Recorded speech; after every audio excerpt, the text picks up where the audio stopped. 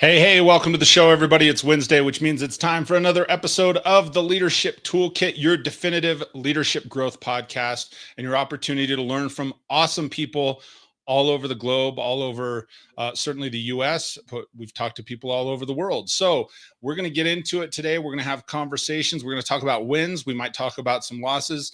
We'll talk about ways that you can develop yourself and the people around you so that you can grow as a business person, as an entrepreneur, just as an individual. You know, that's the biggest thing, is we want people to grow and learn and just move to the next stage of themselves and also their careers. So today is no different. I've got an awesome guest on. I've got Bobby Dutton. He is a professional speaker, an entrepreneur, a philanthropist. He's a licensed commercial pilot and flight instructor, and that's just for fun. Plus, he does some awesome kick butt leadership stuff. He runs GBM6, that's Groove Boston Mission 6, which he's going to get into because it's a mystery. It's a mystery to me right now, but it won't be for long. So I am so excited to bring Bobby Dutton with GBM6 and thinklikeapilot.com. Bobby, welcome to the Leadership Toolkit. Thanks so much, Mike. I'm excited to chat with you. This is going to be fun. Absolutely. So if you would do me a favor and first off, I would love to know, and if we could work backwards, what is GBM6? And then I'd love to hear some more about your background, your business background, entrepreneurial background, leadership, and so forth. Absolutely. So GBM6 is an event production company, which I own and built, and is where a lot of my leadership experience comes from a practical standpoint. The GB part stands for Groove Boston, and that was the name of our operation when we got things started. And this was way back in 2004 when we first incorporated. So we're 21 years old now, which is crazy. And to have a small business that's thriving decades later is a big deal, and I'm super proud of it. But that's awesome. The whole Groove Boston thing was basically challenging the concert model. So a lot of what we do is big concert events at colleges. And basically, college students want the greatest artists in the world, but they can't afford them. And so every college runs into this challenge every single year where they survey their students. Their students say, we want Taylor Swift to come for spring fling. And then it's not realistic. It's never going to happen. Taylor Swift is too big. She's too expensive. She's not taking private college dates to come to your field house in April. And so back in undergrad, I was at Tufts and I was DJing frat basement parties and having the time of my life. And the simple thing that led to the beginning of Groove Boston was, what if we could take everything that was great about this frat party from a musical freedom standpoint and make it bigger than a concert, combine it with everything that's great about concerts from a technical production standpoint. And that's what put us on the map, making DJ shows with somebody DJing who's not famous or expensive, but is talented enough to bring the musical fire, and then spend all of the college's money on lights and lasers and video screens and cool stages and stuff like that. So we made the shows bigger, and we were able to play Taylor Swift music and any genre and any artist, including the super famous ones. And it really made concerts better for colleges because they were no longer limited to the artists they could afford. So that was the GB part. That's Groove Boston. We did that exclusively for 5 years. That was our specialty. That was our wheelhouse. We took it farther than anyone else had ever taken it. And then an interesting thing happened on year 6, and this is foreshadowing why it was Mission 6. I see it coming. Some big schools who did have money to get huge artists, to get the right artists, they were noticing what we were doing. And they were saying, I don't need this kid from Tufts to DJ, but man, like this team is building some really amazing shows. And they wanted us to do it. And they basically approached us and said, can you build a cool show with all these curvy screens and lasers and creative design and really make it about the student experience the way you do for your DJ shows? But then can we put a famous person on stage if we want to pay for it? And I was like, wow. Yeah, that's actually easier. I'll just take a break for a couple hours. And that was Mission 6, because we didn't want to dilute the really specialized brand of Groove Boston. And so for a little while, we treated it as 2 different departments. Groove Boston doing huge DJ shows, Mission 6 doing concert design. But eventually we said, we don't want either of these to look like a part-time job, because this is our team. This is a consistent why. It is a consistent, core competencies. And so we combined the brands to call it GBM6 for Groove Boston Mission 6 as a consolidated team to creatively design concerts. So our why is to make people happy. Our how is by building legendary events. And then our what is everything from DJs to stages to lights to speakers to graphics and all the nitty gritty to actually get it done. And that's what GBM6 is all about. So can you, before we go to the next part where I'm going to ask, can you repeat that? The why, the how? You said why, how, what? Yes. And why first, this is very Simon Sinek. Yep. If for those who've watched Start With Why or read the book, our why is to make people happy. That's why we exist. And that's really important. And it's how we start every meeting and every project. And worth mentioning, if our why was to build concerts, we wouldn't have survived 2020 because concerts were not in demand for a long time. Right. And that's why we exist to this day. Our how is legendary events. That's our unique approach to generating happiness for students. And then the what is all the stuff that people picture needing to get in the room when you're having a giant concert. And we love that stuff, but that's not the product. That's phenomenal. And so the reason I re-asked that is because I want people to take note. I always encourage people, like, if you're going to invest your time in something, if you're going to invest in this podcast, if you're going to invest it in whatever, what are you going to take away from it? Right. And so I encourage people, like, take notes, listen, right? Really tune in. We're not just listening to hear ourselves speak contrary to popular beliefs sometimes, but like, what are you taking away from this? And I think it's huge, Bobby, that and this is right off the cuff. We haven't even talked about Think Like a Pilot and some of the other stuff you got going, but you took the time to really develop that. What is the why? Yeah. And then how are we going to do that? And what are the things that we need to do to accomplish it? And I think that's, you could look at it two ways. That could and should be elementary for many businesses and leaders, but is it all the time? Right. So often we go into it and it's like, oh, I'm excited about this thing. And so you start, I was talking with a friend last week or 2 weeks ago, and he was talking about, entrepreneurship. And he's like, yeah, sometimes you build the parachute on the way down.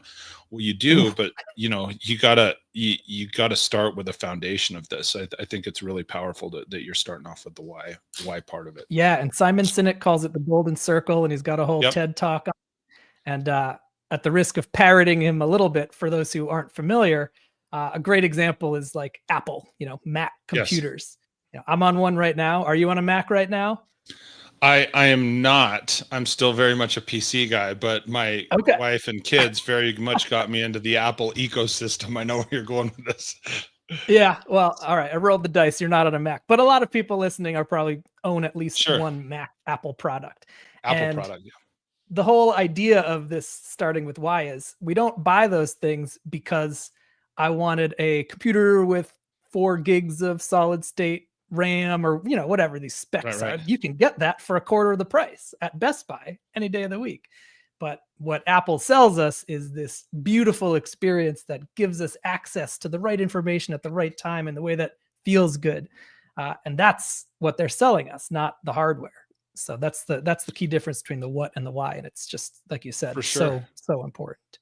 Well, and I think over time, Apple's sort of become, and I'm telling you, the reason I'm on an iPhone, not to give them a free pitch, but it's like they sell that connection and community as well. Like then because you have other people in that ecosystem and that you can connect with, and you can do special things and messages and all that. And my kids who talked me into it. No, Dad, you got to get this, and we can play games and so forth. So anyway, we'll go way off on a tangent there. So, so you've been doing that since you said university days. So tell me about thinklikeapilot.com also, because you're very much a buy entrepreneur, or probably more than that. You're a multi-entrepreneur here. So the reason I've been pushing this whole new brand as a speaker and as a consultant and as somebody who helps with workshops is I hit a really interesting turning point with GBM6, which was I had people working for me, and I realized that the thing I needed to do to support their continued growth was to get out of the way. And that was a really weird place to arrive. And it happened in probably fall of 2021. So years ago. And I was at a loadout of a huge, complicated show. It had gone great, but I had a production manager there. I had a whole bunch of new people who had just showed up to help get all the gear out. Client was happy. Students were gone. And I basically, I don't know if it was that I was tired or hadn't slept well or had an early morning the next day or something, but normally I'd be the first one in and the last one out, and right there with the whole team, because that's how it started. Sure. But for whatever reason, I needed to go. And I talked to my production manager and I just said, hey, like, I don't want to leave you hanging here, but like, how would you feel if I left?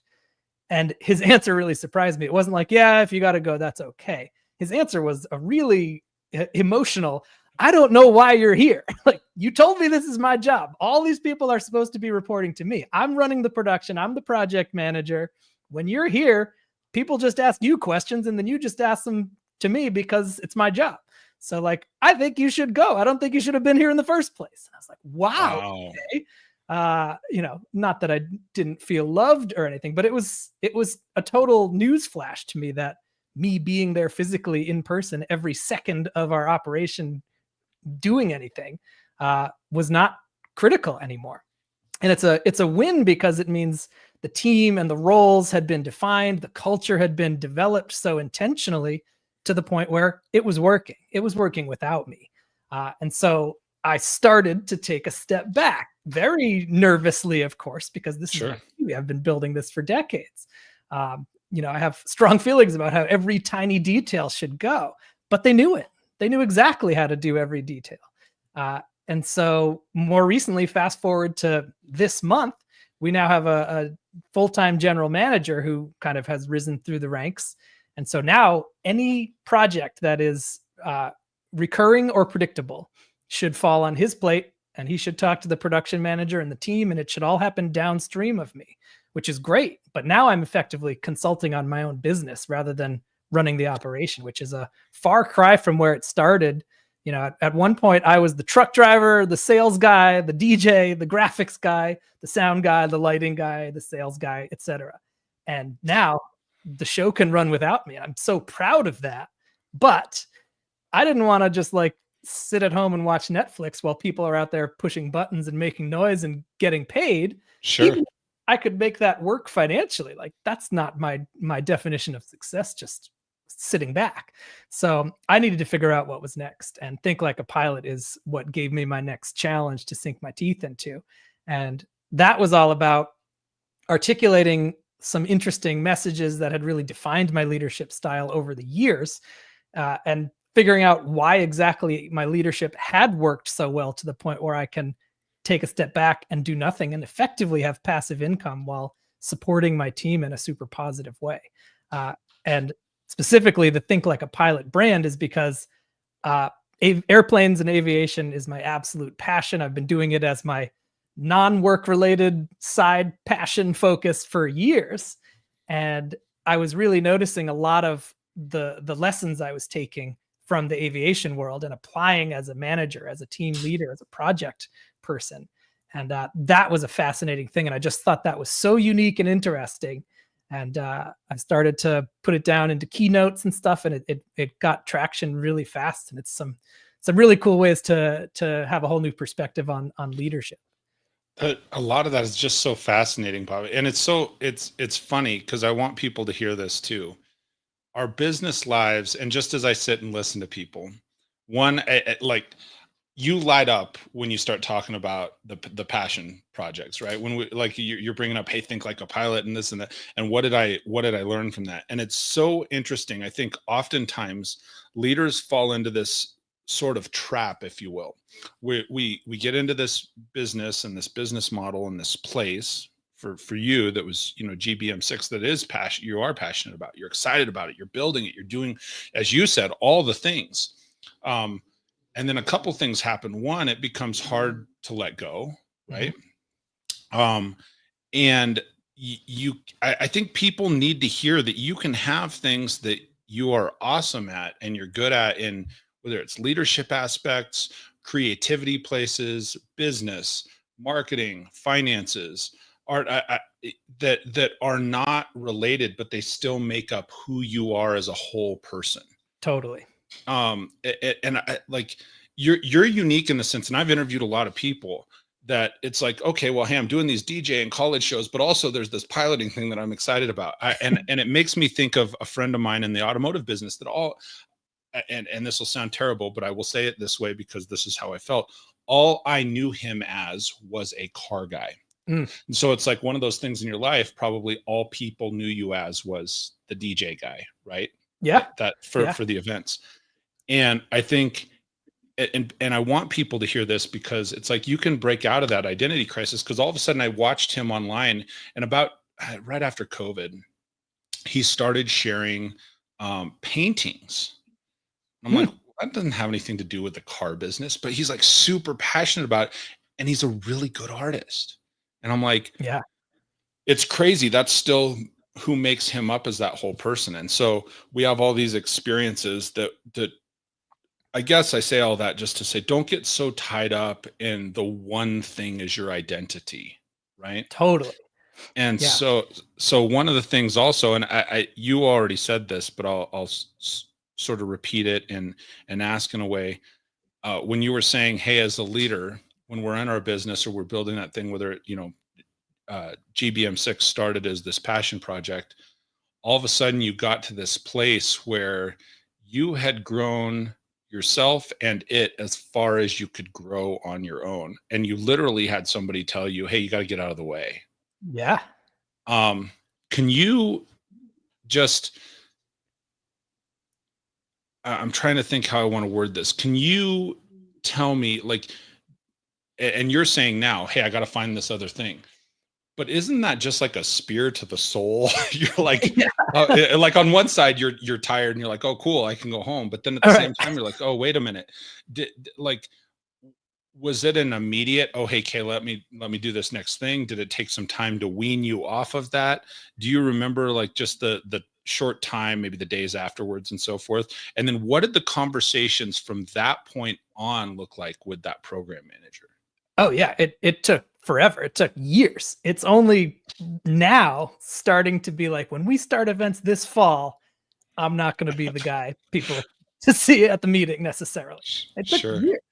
And I was totally nervous because I was proud of the team, but I needed to know it was going to be run properly. I'm not just going to walk away casually from my life's work.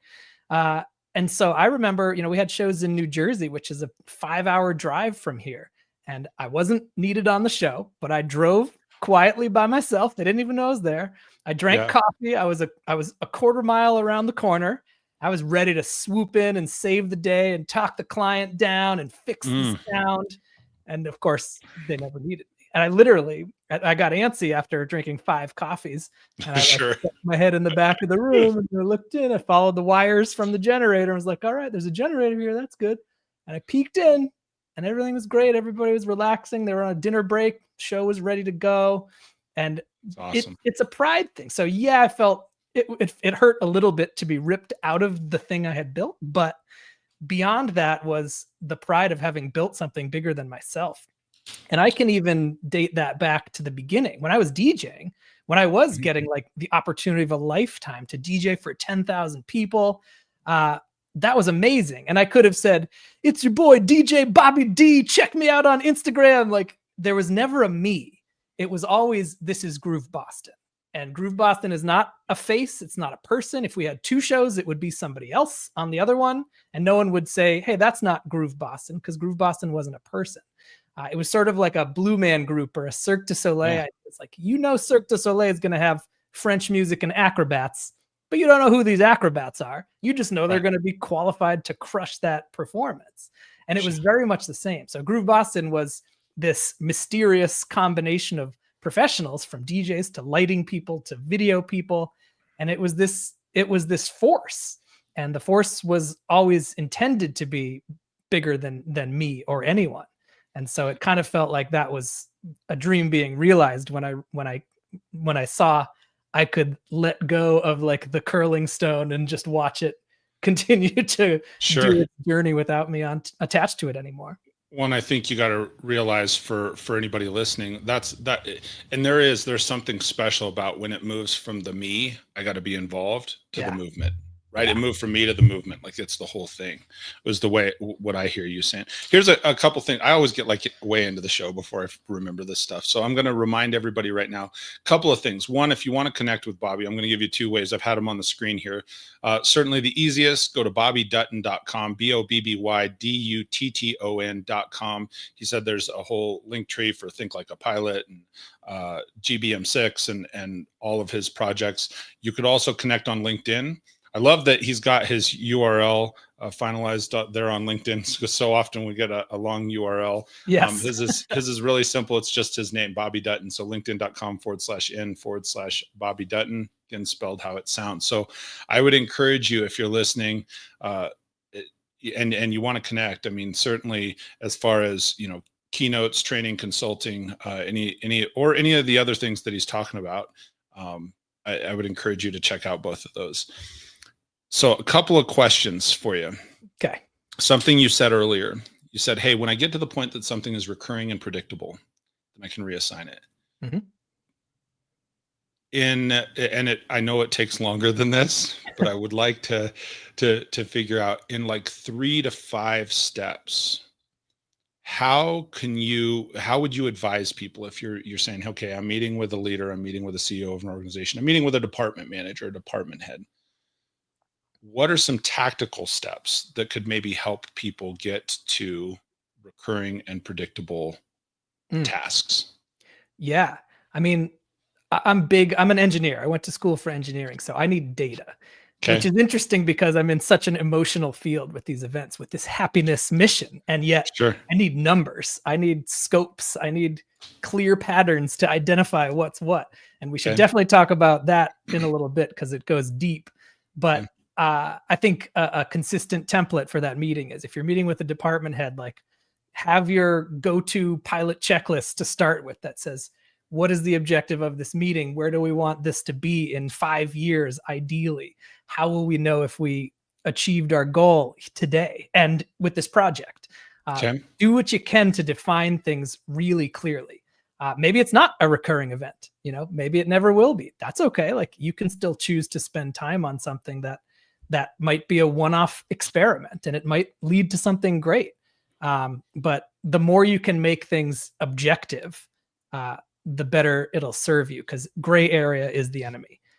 Anytime it's unclear. And I remember even thinking back to our own internal processes years ago.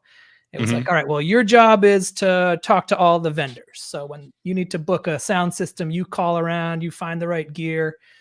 Your job is to price it. So you come up with the budget that works, tell him what we're able to spend, and then he's going to talk to the guy. But you know what? I want to be involved too, because last time it was weird. And now it's like, whose job is this? And like, there's always going to be overlap and a need to collaborate. But the more you can be crystal clear on whose job something is and how to define it, that's what makes the system black and white and airtight. And even coming up with this line, predictable and recurring, that took months of brainstorming. I had this tab open on my computer for weeks, and it just said, like, what is Zach's new role exactly? It's called general manager. We all kind of know what that means, but how will we know something falls on his plate? And like, it finally bubbled down to just this: events and projects that are predictable or recurring.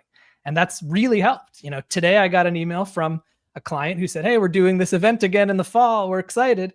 I said, great. Like, let me loop Zach in, because this is definitely his thing, but I'd love to like come to the lunch and brainstorm with you all. That's great. And like, you can protect that. I don't want to just say you can kick rocks. That's not my job anymore, because I want to be there. But it's nice to just be like, oh, since this is an event that's coming back, it goes to Zach. Let's do that. So getting data even in emotional environments is critical. So I took away 3 things from that. And I do love just even talking to you for a few minutes. It's funny because when you're saying, hey, I was an engineer by trade, right? And you're absolutely right. Engineers, or I have a good friend that is an IT guy that works for me, right? Yeah. And IT guys are not traditionally very emotional, right? And like creativity centered. So you have that unique sort of perspective, I guess, when it comes to to that. I like that you led with data. You said, hey, you got to review the data. You got to look at this stuff. The second thing that I heard you say is you got to have a template or a pre-flight checklist, if you will, which will segue into think like a pilot. And then the third thing is you said define items clearly. And I want people to be aware of this. So I would encourage you to write this down. If you're listening to the audio podcast or if you're watching here, when Bobby said define things clearly, he said define items clearly so that they are objective. And I wrote down objective versus subjective. They have to be clear, crystal clear, so that when you're handing it off to somebody, when you're saying recurring and predictable, when you're handing it off to someone, that they know. And then I think, one thing that just from listening to you speak that I would add, and I think it's always healthy, and you probably do this, see if you agree with me. Once you're doing those things, okay, hey, I've got the data, I've got a clear definition of where this meeting and where we're headed and what direction, and I've clearly defined the things. The one thing that I think as leaders we have to be careful of is it's clearly defined to whom, right? Because it can be clearly defined to me. Well, it makes sense to me because like in your case, you said, hey, I've been doing this forever. I was the guy doing all the things. Yeah. So I think one of the things, and you probably do this just innately, like when we're talking to people, have them repeat it back to you in their own words so that they have a clear understanding. Like it's not just clear to me, but it's clear to the person that has to execute on that. Is that fair? Absolutely. So let's a couple things. Also, let's move into this a little bit. I haven't put this on the screen yet, but you can check out. I like the on your keynote page on Think Like a Pilot. It says right on there, elevate your reality. Yeah. thinklikeapilot.com. So if anyone wants to check this out, you can start there. It's spelled just how it sounds. I'm not going to spell the whole thing out, but thinklikeapilot.com. You can check that out. He's got several keynotes listed and so forth. So once you started on Think Like a Pilot, what are some of the recurring themes that you see that you've started to take and say, okay, well, this was a factor in my business, and here's what I want to train people on. Here's what I want to get them to know. What are a couple, 2-3 pieces that you've seen are really recurring themes in your business life there? Yeah. I think the biggest thing that pilots are great at that most of us on the ground are not great at is prioritizing. And what I mean by that is most of us spend a lot of time working out of our inboxes. Tim Ferriss says so your inbox is everyone else's agenda for your time.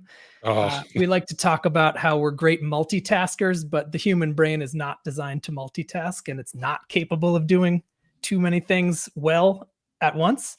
There are exceptions, of course. You can drive while listening to music while brainstorming. Like those are 3 things technically, and that's multitasking. But if you're hopping around between tasks constantly, you're never really getting into the zone, and you're never really finding hyper focus or deep productivity. And so I love that pilots are very good at focusing on the right thing at the right time, to the point where they sound bored. We make fun of pilots for sounding bored. And it's not that they're bored. This is hard to fly that airplane, but they know what they're focusing on right now. They are not distracted by Instagram notifications. They are not looking at their inbox on the screen over here. They are going through the pre-flight checklist to get everyone to the destination safely. And I think that's so admirable. And that was the first thing that really compelled me to say, how can we benefit from this pilot thinking? And the formula is aviate, navigate, communicate. And so that's one of the first things they teach us in flight school is you got to fly the airplane first.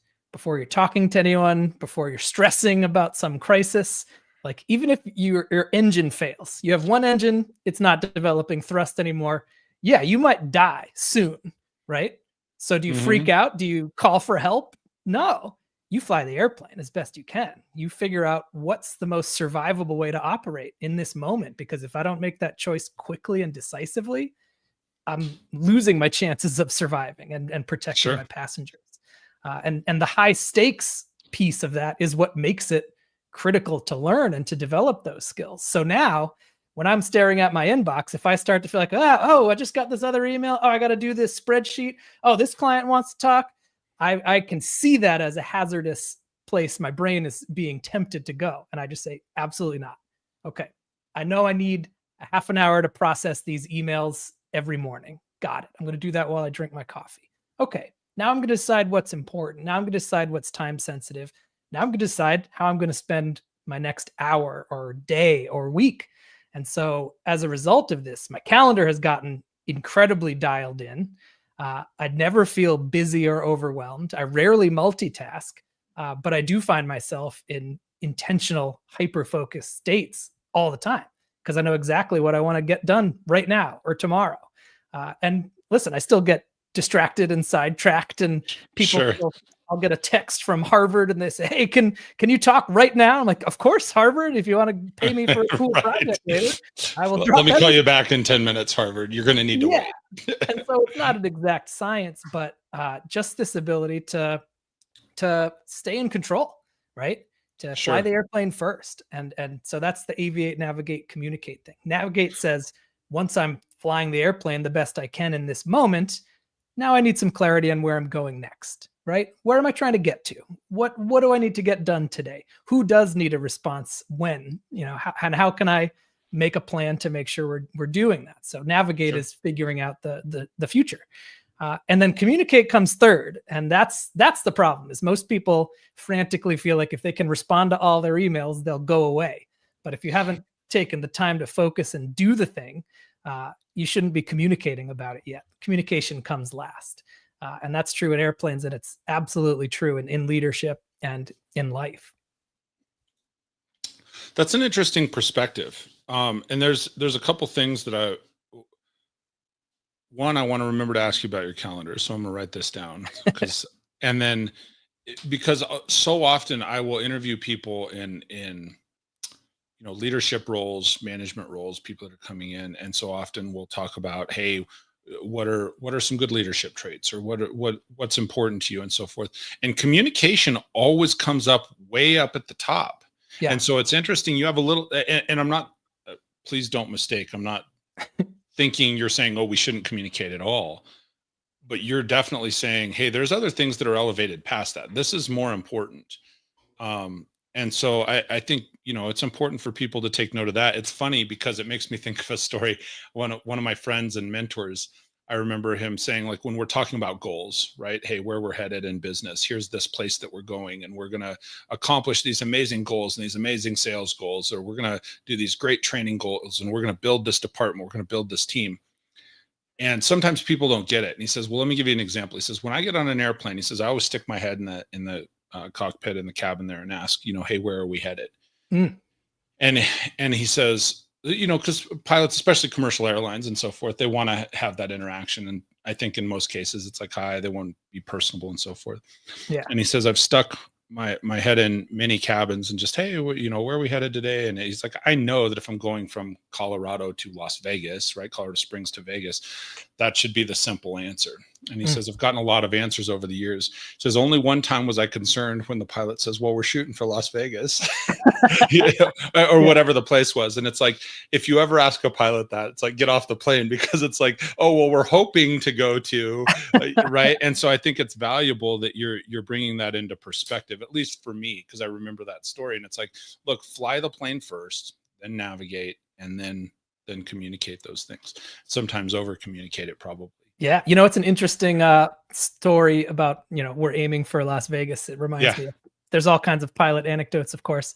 Sure. One thing that is important with the training is teaching landings is one of the hardest things as an instructor, because student pilots are hardwired, like everybody else, to remember the golden rule of flying is don't fly into the ground, right? If you had to summarize flying, that's it. Flying successfully means not flying. Seems legit. Right? And that's fine. Like, if you're still in the air, you're probably doing okay. Whereas if you have flown into the ground, the flight's over and it might not be a good thing. Sure. But landing, of course, is intentionally doing the one thing you physically don't want to do. And there's this like muscle memory that prevents you from doing it. And you can watch students descend, and get like 10 feet off the runway, and like they freeze. They can't. They can't descend through that last 20 feet. And there's even an aerodynamic thing called ground effect, where the air is pushing back up off the ground to kind of make it even harder. Okay. So you have to be really proactive in pointing down through the last 20 feet of altitude to get there safely.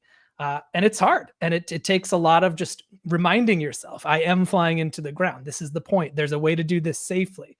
I've studied this. I've practiced this in the simulator. My instructor's right here. He's not going to let me hurt myself. But so sometimes you just got to remind that. And the interesting thing is when you teach landings, and especially when you tell a student, you're going to go land by yourself now. I'm not even going to be in the plane tomorrow with you. It's terrifying. And they teach you, assume every landing is not going to work. And the aborting of a landing is called a go around. So if for whatever reason you're not sure this is a safe landing, you put all the power back in, you basically get back up to a safe altitude, you tell the tower, I'm not liking it, I'm going around, you do a whole big loop, and then you come back in again, and you try it again. And so the lesson is, unless it's perfect, assume it's not going to work. And be ready for that, plan for that, expect a go around. And then occasionally, maybe it's 1 time out of 10 when you're starting. Hopefully it's 10 out of 10 or 9 out of 10 once you've been doing it for a while. But landing is the exception, not the rule. It says, okay, this is going perfect. I can do this really smoothly, really safely, really calmly. This is a great time to land. And I think it's interesting because it's so backwards, and you would never want to force it because it is dangerous. The stakes are high, and we can learn from that. So assume things aren't perfect until they are, and that'll help you learn to make really successful landings. Well, and I think that relates so much to business and life, right? Assume things aren't perfect. Like that if we were to just say, let's take a step back for a minute, and whether it's related to business, life, your spouse, parenting, right? That statement right there, Bobby, for me, it kind of hits home. Assume they're not perfect until they are. Like that for me is saying, okay, well, you really have to be present and cognizant of what's going on around you. And I think so often, you'll appreciate this, no pun intended, we put life or business on autopilot. And we just assume that that's going to do it all for us, right? Yeah. And it's like, well, then you're just going through the motions. And the reality is, if we're constantly present and we're assuming that, hey, this is the thing that has to happen right now, man, how much more could we accomplish? How much stronger would our relationships be? How much business relationships and personal relationships? Like if I am present with you right here, it's just a powerful statement. I know that may not be specifically where you were headed with it, but man, that's sure where it hits me right in the heart and soul. Totally. I think everyone is so frazzled, right? Our brains in 50 places at once. Imagine if you were in one place at once and it was a beautiful, safe landing, or a beautiful response to that conversation you're having with your family, or whatever it is. Fewer things done better is arguably better than this myth of frantic, busy success. And one thing I really emphasize with Think Like a Pilot stuff is we need to bust this normalized myth that says stress and success are the same thing. I was at a networking event last night and was with industry people in the events world. And every time I go up to someone and say, hey, how are you? It's great to see you. It's been a while. How's everything? They always tell me, busy. And they think they're telling me great. Guilty. They think they're telling me how amazingly, productive their business is, and they've got 20 events and the team's bustling. And that's great if it's true, but I would rather they said, good, like we're doing the tasks we want to really well. I'm happy. Sure. And being stressed out is not something to be proud of in itself. Stress is inevitable at times as a leader or an entrepreneur or as a human living in 2025, but it's not the goal. And people need to remember that. And for pilots, if you are feeling stressed or feeling pressure to get somewhere, and that might make you unsafe in that flight, you don't go.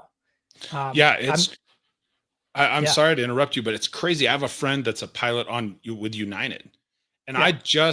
it's wild that you're on the show, because as you're coming on the show this week, he and I just had this conversation maybe a week ago, because he's like, yeah, he goes, I'm off for a couple days, and I cannot remember what he called it, but they have a specific term. You could maybe tell me when he was, taking time off, because he says we were exhausted mentally. I Yeah. wasn't there, and they want us as pilots to say, Yeah. no, I can't do it. I'm Yeah. like, I had no idea. No idea. Yeah. Yeah. It's crazy. There's 2 pilot readiness checklists. One of them is called PAVE, and one of them Mhm. is called I'm Safe, and they're both acronyms. So it's just basically, the I'm Safe is illness, medication, stress, alcohol, fatigue, external pressure, right? And Mhm. that's one of the checklists. People think Crazy. checklists are all like oil pressure and temperatures on the engine heads and stuff. And like, that's all there too. But one of them is just, have I eaten today? Do I Yeah. need to go to the bathroom before I can fly for 4 hours? These Right. are important too. And they're part of it. And I think that was one of the things he said, yeah, I had to go through a safe checklist. Again, didn't mean the same thing to me. Now that you're sharing it, it's like, oh, well, okay, that makes total sense. And we were just talking online. So let me ask you, I've got two more questions I for sure want to get to. One of the things that I want to look at here is, and I want people to write this down, because I think it's super powerful. The statement that you said, fewer things done better are better than being stressed and busy. Yes. And so, folks, keep that in mind. If you're doing something to excellence, that is, eh, there's so much power in that. Because one, that's something that you can be proud of as a business person, as an employee, as a, you know, and I always relate this to life too. Like, so often we look at, oh, well, leadership in business, but it's like, hey, if I'm doing something to excellence for my family, for my spouse, for my kids, for my work, for myself, right? Like this podcast, prime example, right? I'm going through and I'm making sure that um that this production is done, and it's done well, so that we can affect or maybe infect other leaders in different areas of business, so that they can see more success than maybe what I've seen or what you've seen, and they hear this stuff. So I think that's really important. Fewer things done better are better than just being stressed and busy all the time. Yeah. The world uh, doesn't need more noise. It needs more value. Absolutely. What I want to ask you this, because you were saying earlier about your calendar, and I said I want to ask you about the calendar.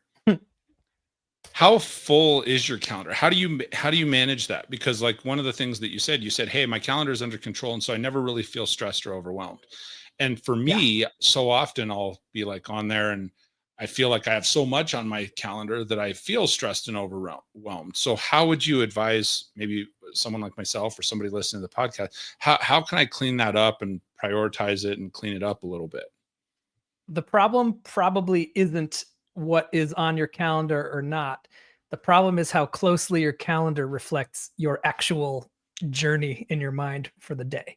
And a lot of the people that I talk to that feel so busy and so overwhelmed, I guarantee if I looked at their calendar, I'd be like, apparently you have 5 hours empty tomorrow afternoon. Why don't you put some of this stuff on there? And they're like, oh, Sure. well, I'll have 1,000 emails by then. It's like, okay, well, choose what to do when.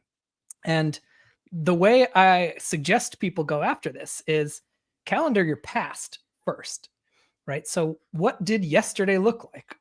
And okay, like I spent longer than I expected on that email in the morning, or I wanted to sleep for another 15 minutes. Like, make yesterday look like it really felt, like it really went. And that's going to be a much more realistic baseline, because we have this tendency to make dream calendars. And then by the time we get there, we say, okay, I had a 1 hour meeting tomorrow, but it took 20 minutes to get there. It took 5 minutes to find parking. I had to pee before I sat down. None of that was on the calendar. Now I feel behind. Of course you are, because you failed to put predictable pieces of that. And so now I have things like drive time. I have things like deal with my inbox for an hour in the morning. I have Mhm. time. I have empty time that says something's going to pop up and I see it coming. I don't know what it is yet, but I'm going to have to react to it, just because I've been doing this long enough to do that accurately. And that makes a big difference. One other tip I like to give is everything takes an hour. And so if I've got a lunch meeting at Boston College next week, it takes 35, 40 minutes to get to Boston College, but on my calendar, it's going to take an hour. And that's going to give me that time to go to the bathroom or wait in traffic that I didn't see coming, so I can remain on track even when the inevitable unexpected curveballs hit. And that's important. To answer your question more specifically, what does my calendar actually look like? Right now, I'm in summer off season, and I have a general manager who's crushing a lot of the day-to-day. So tomorrow, I've got a pretty low-key day, and I'm not sorry about that. I'm not embarrassed to tell you. I've got to work on a session for 2 hours. I've got to brainstorm, but then I'm going to drive to see my family, which of course takes an hour, and that's okay. And so I have a pretty empty day. But the key is my brain will feel like my calendar looks when I get there tomorrow. And on those days like you described, where your calendar is packed with everything by half an hour, guess what? I'm doing exactly those things in exactly that order for exactly that amount of time. But when I get to the end of it, I'm exhausted, but I had predicted and scheduled it perfectly. So I say, great, I did those things. Now what's on my brain? Nothing. Because whatever's next starts at 9:15 tomorrow morning, and I can see it. And so by having that faith in my own evolved calendaring, when it's busy, I'm busy. And you know what? Like you said, I run 2 businesses. I'm busy sometimes. Sure. That's okay. But when it's not, instead of having these 12 reminders on my head, I got to take the trash out and call this person back and look at my notifications on social. All those things have their place, and they're very well defined. And so when I actually sit down, I can enjoy an unusually clear mind. And that's the dream. No, I think that's wonderful, man. And I really like one of the things that you said during that was you said, hey, calendar your past first. Yes. And as I'm thinking about it, I'm like, oh my gosh, I don't know if I could do that. Because and I look at my own calendar. I'm not going to share this publicly because it'd be like a stab to my heart, right? But because we feel so busy. Like I think about yesterday, oh my gosh, I was so busy and I got this and are headed into today. But if I had to calendar my past, I realize as you're saying that, like I could go back and look at yesterday and be like, I actually didn't really get done what I wanted to get done. And that would sting for me because I'm a very accomplished person. I'm very task driven. I like to feel the thrill of the win of accomplishing the task, just speaking for myself.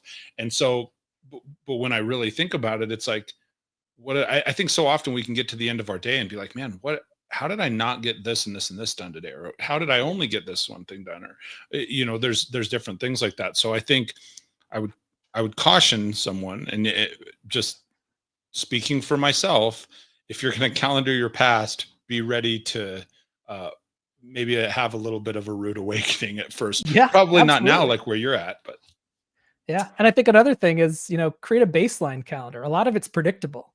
So if I fast forward 1,000 weeks into the future, I'll have recurring appointments that have kind of this skeleton of a familiar routine of a week. I can delete all of them if I want to take the week off. I can move them all around, but it's not starting from scratch every week. I'm more predictable than that, and I think that's something people don't realize. No, I love it. One thing I for sure want to get to, because when we exchanged some emails, this was something you put on there, and I think it's valuable. We won't get to everything today, and certainly I will tell you well in advance if you ever want to come back and join me for another show. I know there's so much more we could continue to talk about. One I want to get to today, because you alluded to this a little bit, and this is just how my brain works. We go here and then we back up and then we go somewhere else. But you brought up the landing and, don't fly into the ground and what you should be focused on and so forth. That coincides with one of the statements you said in your emails. Let's talk about how to stay calm in a crisis. Because I think when it comes to piloting planes, like that's easy to have or I shouldn't say it's easy. For a layman like myself, I think it could be easy for things just to go totally sideways because I am not a pilot. I'm not familiar at all. So do you have some practical steps? I mean, first off, how do you identify that things are screwed up? You are in a crisis. Things aren't going right. And then so that's question one. Question two is then once you've identified that, hey, things went totally sideways, this is not good. What are some practical steps that people can use to stay calm so that they can keep moving forward in a direction that is productive? Yeah. Well, this all comes back to data, like we said before. So if I'm in an airplane There's a whole screen called the engine tab, and you check this constantly, or part of your scan, right? Mm-hmm. And it's a lot of complicated gauges and meters and things like that, and numbers, and it's very intimidating for people. But like most smart tools, really the key things you need to look for are the ones that are flashing red at you, right? That's how you know something you need to pay attention to. And so if your oil pressure is not in an appropriate place, if your oil temperature is much hotter than it should be, these will show up as, conditions that are not sustainable. Sure. And so your engine will tell you, I can't promise I'm going to continue functioning for much longer.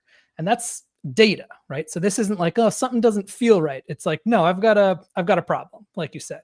And it's because of a real threshold that's been exceeded. And I love that because that's how I operate the team. The team is the engine, right? And if the team's not going to continue functioning, I need to create similar data that can tell me this condition is going to be a problem and is about to prevent me from continuing safely.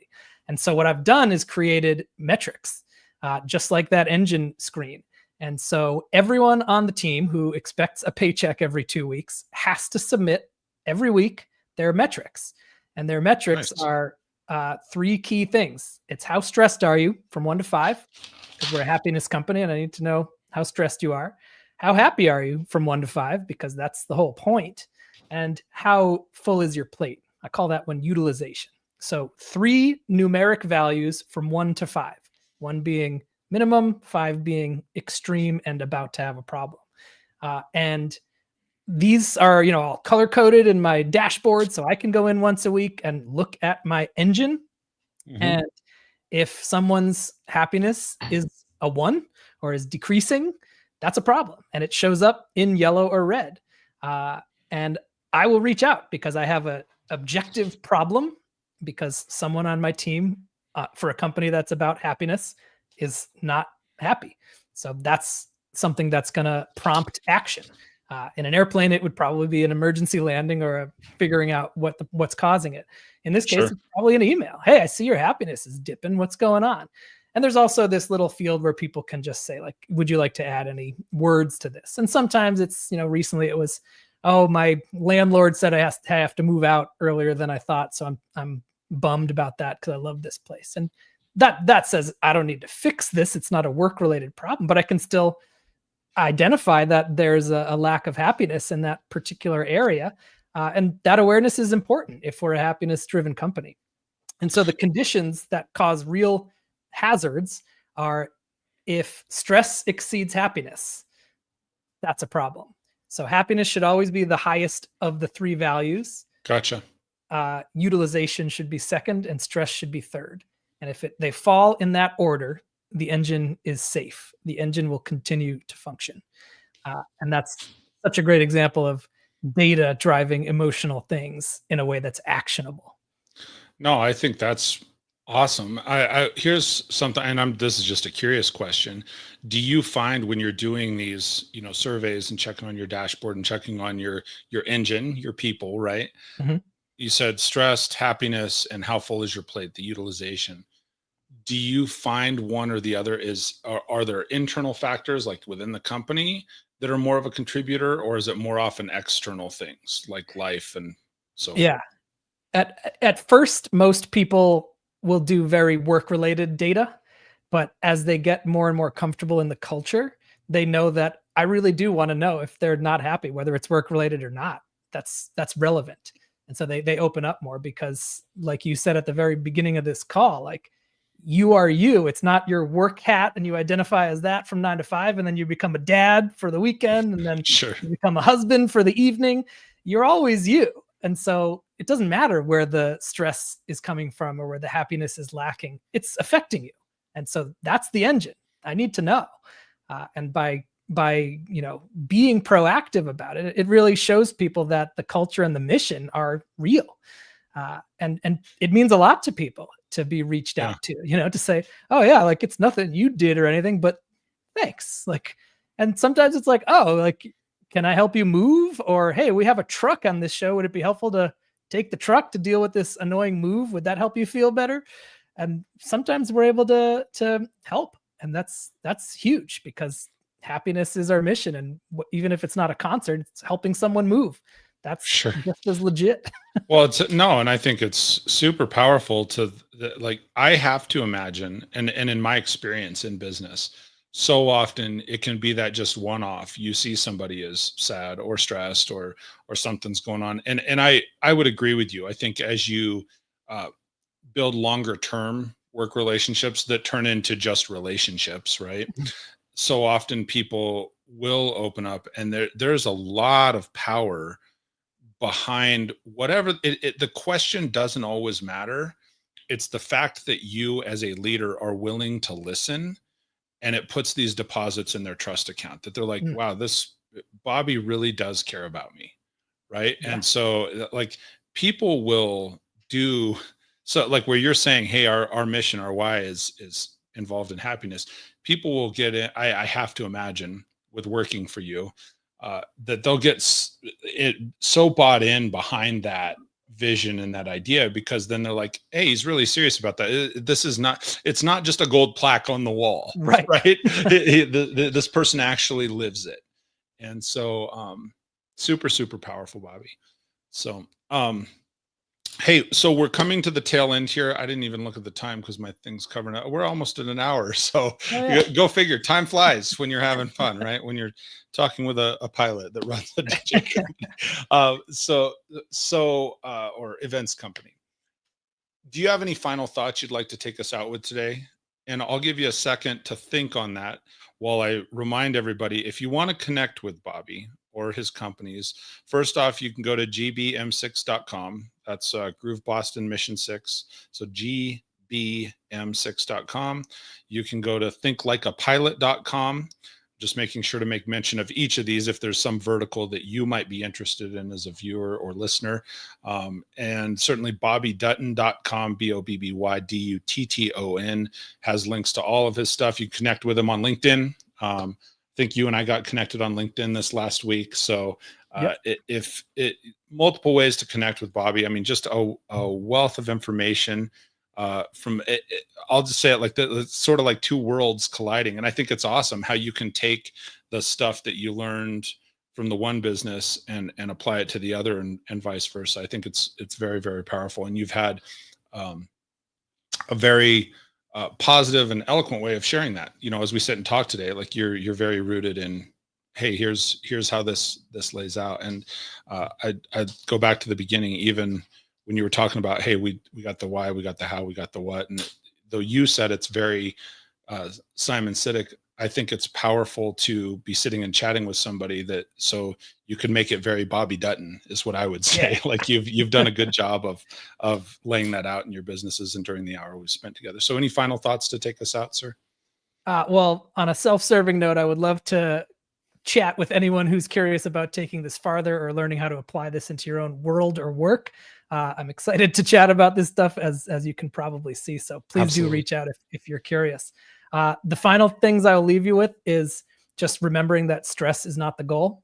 Hustle is not the goal. These are conditions you'll experience along the way, but make sure you're aiming for something that you actually want to get to. And it should be happiness for you, a sustainable routine that brings you joy and fulfillment. And one other thing, if you want some further reading, is flow state. And that's what defines pilots being in the zone. And flow state is defined as doing something very challenging that you're very good at.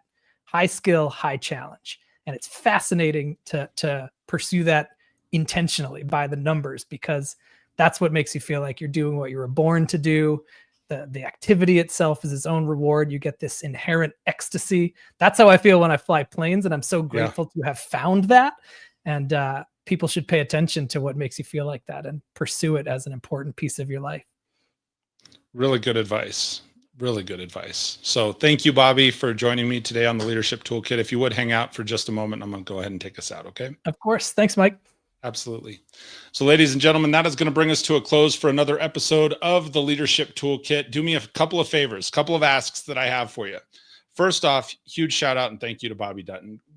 Great conversation. I've got as I do, front and back notes. I sit here and I jot notes down because I know that if I'm gaining insight and wisdom from somebody that I'm interviewing, I know that you are too. So do me a favor. If you've gained something from this, throw some thumbs up on it, whatever platform you may be watching on. Please share the show out. That would be great. That's how this podcast continues to grow, whether it be on YouTube or Spotify, Apple, iTunes, etc. Most importantly, if you know somebody that would gain some much needed knowledge from this show, listening to the conversation with Bobby and I, be deliberate and share it with them.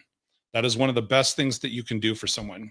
And maybe it's you, right? Maybe you need to bookmark it and come back and listen again, be like, oh man, that really hit home and I need to pay attention to that. For me, it's probably the calendar and go and look at past days.